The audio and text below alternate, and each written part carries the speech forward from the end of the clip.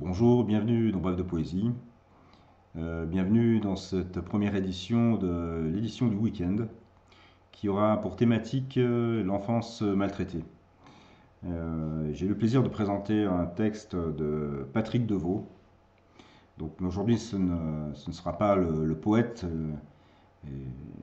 l'écrivain et en tout cas pas le poète que je mettrai en valeur, mais ce récit de porcelaine avec cette magnifique et terrible illustration de Catherine Bréal et préfacée par Jean-Michel Aubevert aux éditions Le Coudrier. Je mettrai en parallèle aussi mes textes, ma chanson Un tout petit monde qui est dédiée et consacrée aussi à l'enfance maltraitée, donc à la suite de cette émission. Donc je vais lire des extraits qui donnent une peinture de l'ouvrage. Je vais bien évidemment pas pouvoir lire l'ouvrage, le récit en entier. Ce paysage était curieux, comme du déjà-vu. Quelques palmiers, une bande de sable blond, de vagues barques et une mer verte. J'étais cette fois au bout du monde, au bout de moi. J'y étais sans l'avoir voulu, sans intention personnelle. Je ne me souviens pas d'avoir eu, fût-ce une seule fois, une quelconque attention personnelle. Simplement, le miroir avait dit « Ok, cette fois-ci, tu pars ». J'avais obéi malgré quelques réticences de dernière minute et cette fausse impression de ne pas vouloir arriver à clore les valises. J'avais donc clos les valises, tout disposé à rencontrer au bout du monde, entre les palmiers, l'idée que j'avais commencé à me faire de moi-même.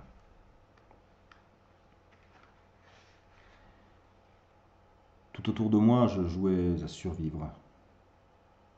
J'étais le survivant de la planète Rendement. Un peu avant les autres, j'avais dit zut, et surtout j'avais fait zut. Ce n'était pas 16 heures de vol, mais 5 ou 6. Je m'étais trompé d'horaire, m'étais trompé d'époque. Avait cru partir pour visiter de vieilles rangées de Bouddha, Bangkok peut-être, avec ses palais royaux, les klongs et son reste de marché flottant. La ville rasée d'où commencent à émerger des tours. Ce n'était pas l'avion de Bangkok. On verrait Sukhothai une autre fois.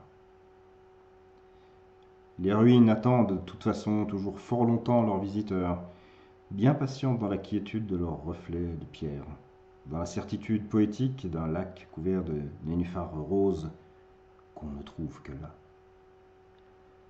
Mais les pensées, fort confuses, étaient ailleurs, ou plutôt émergeaient d'un autre moment, d'une autre époque.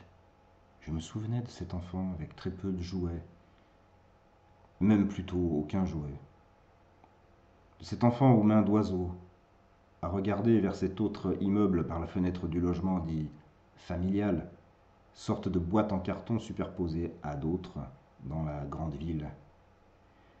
De la fenêtre, on pouvait voir, perpétuellement lutteur, un immense lierre accroché à un reste de vieux murs de briques, refuge de centaines d'étourneaux.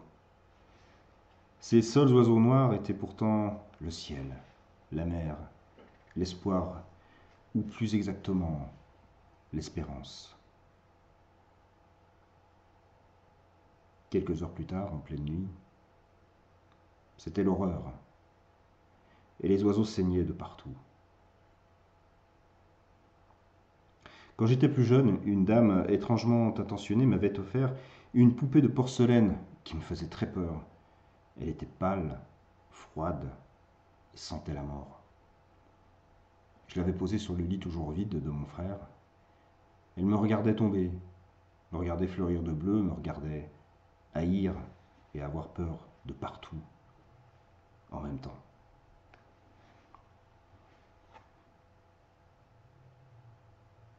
Hier soir, la poupée a encore eu peur.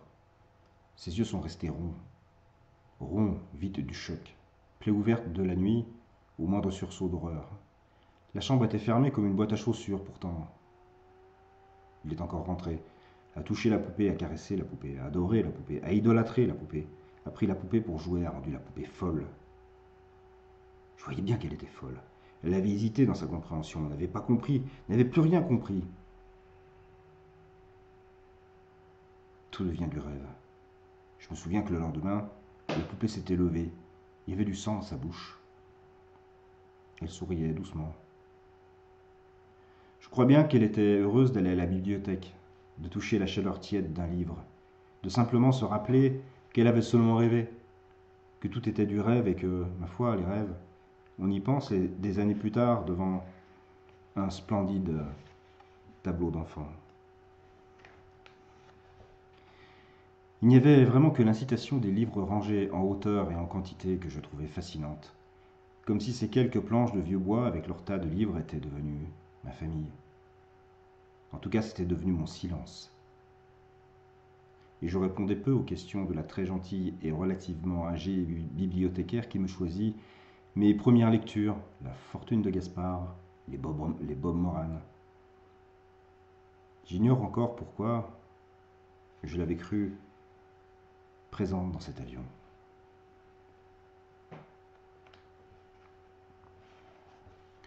Je pensais seulement que je n'avais pas encore été en vacances, que je n'allais jamais en vacances, que la cage était devenue trop petite pour la poupée et moi-même, qu'on ne s'en sortirait jamais à deux. J'ai voulu la balancer par la fenêtre, mais on ne balance pas si facilement toute une vie commune. Alors j'ai regardé son sale petit sourire, j'ai récupéré ma chemise à petits carreaux, je l'ai déposée sur un dossier de chaise et j'ai regardé très fort les petits carreaux. Certains se sont allumés sur l'image de la mer. Sur la plage gisait une poupée sans nom.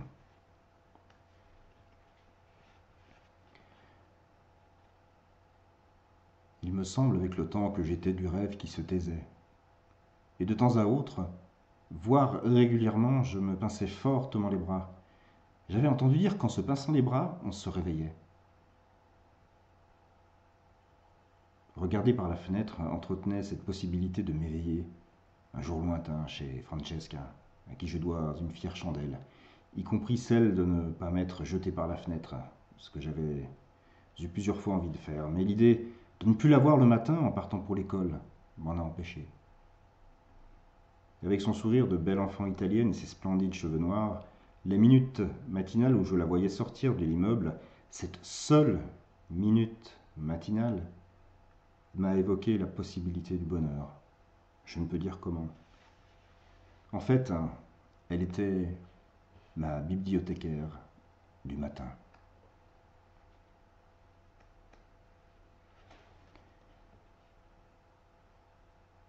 Le n'importe quoi, c'était les hurlements de la poupée. Et là, vraiment, j'en pouvais plus. Seuls mes gribouillis me permettaient de tenir le coup.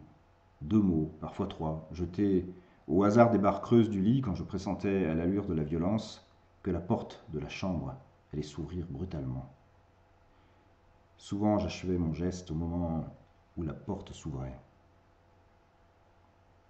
La poupée fermait les yeux, tentait une vague prière, demandant l'extrême onction parfois, n'implorait plus. Ensuite, le silence. Enfin, le silence. Et vérifier, en se traînant vers la fenêtre, si la lumière de Francesca était encore allumée. La plupart du temps, c'était le cas. Cette fenêtre allumée remplaçait la lune, remplaçait les étoiles. Les étoiles réchauffaient mes bleus. Je n'avais plus peur. J'étais, une fois de plus, extrêmement vivant.